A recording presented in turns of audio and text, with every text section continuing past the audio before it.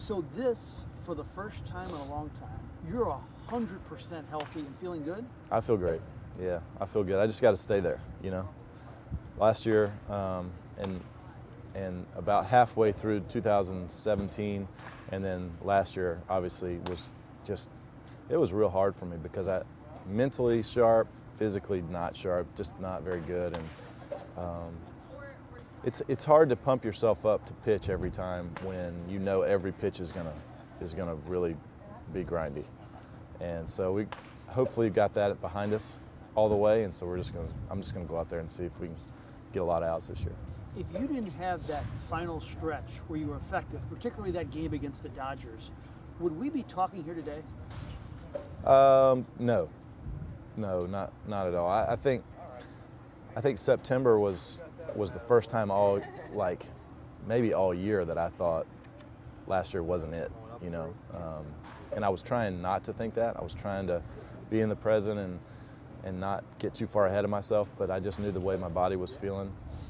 And once you start getting to a point where you start looking back and you go, yeah, it's been a pretty good run, you know, you start saying those kind of things in your head, then you're on your way. You got one foot out the door already, and it's hard to pitch your most effective kind of ball when you got one foot out the door. So that's where I was, you know, with my injury. I wasn't healing. I wasn't seemingly getting any better. You know, it was like I did all this work in the training room for months, and nothing was happening until right at the very end. You don't feel like you were at age 27 right now, do you? I don't feel like what? I mean, do you feel like you're 27 health-wise right now? Well, I felt I'm 37 now. When I was 35, I felt like I was 46. You know, my body just got real stiff. My back was real stiff. My knees got stiff, and changed my diet completely. And we changed some of the things we did in the weight room. I used to get up underneath the squat rack and just go down and put all this pressure on my back when my back wasn't really stable enough to really do that. And you know, everyone was telling me that, but I wasn't necessarily hearing it because what I had done in the past had worked. And so, you know, as an athlete, sometimes it's hard to know when you need to make adjustments. If something's worked for you in the past, there's part of you that says, all right, I need to keep doing that. But if you're smart about things, you keep doing the things that are vital, and you can evolve into what's going to work going forward into something that might be better. And I probably had a little too much stubbornness in me if I look back now to say, you know, that yeah, it worked, but I really wish I would have done this, or I really wish I would have done this.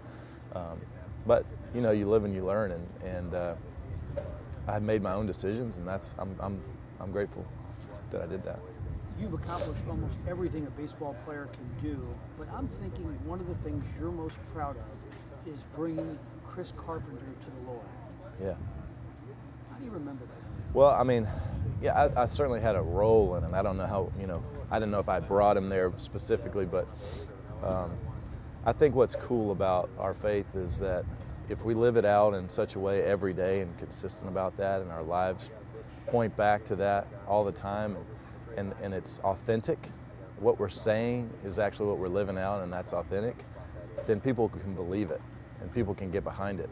You know, it's one thing to be able to do that, and it's another thing if you're saying something but you're not living that out.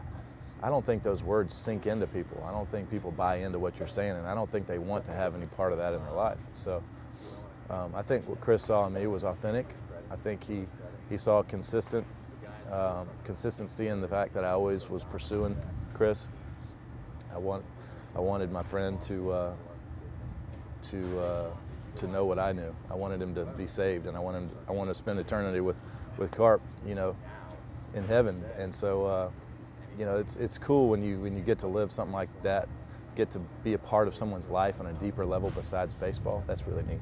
I saw him greet you in the clubhouse, and you guys hugged.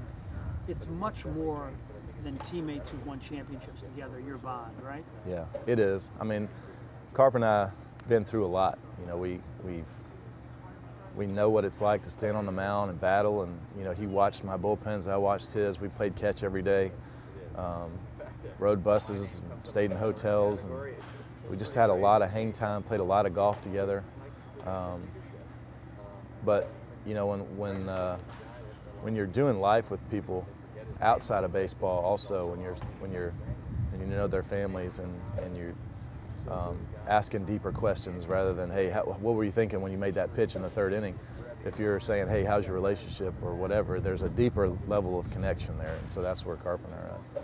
So you don't put a timetable on your career right now, do you? I mean, if you're really good, you'd come back. Yeah. Is that that's exactly right. If I'm good and I want to be great. If I'm great, especially, and I'm not out there in agony every pitch, then I'm coming back. I love this game. I love it. I have fun. I have so much fun playing baseball, and being a part of this organization, especially, it just means the world to me. But if I'm out there and it hurts, and it's not fun anymore, then I'm going to retire and just look back and know that it was great. But we won't know till we know. And then when you do walk off the mound for the final time, whether it's in October or whether it's next October, how would you like to be remembered? A great mic drop would be, you know, getting the last out of the World Series again. That'd be fun. Starting into your career with that. What do you think about that?